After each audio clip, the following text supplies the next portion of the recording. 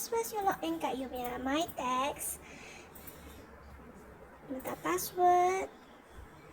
Dan you tengok sekarang you individual saja. Okay, kat sini I telah register employer. Sekarang saya ajar kamu bagaimana nak register. You tekan kat profile. Then you select role application. Then you select new application. Pilih you punya role. Kalau director, kena key in TIN number. Tengoklah, ini adalah dokumen yang diperlukan untuk upload.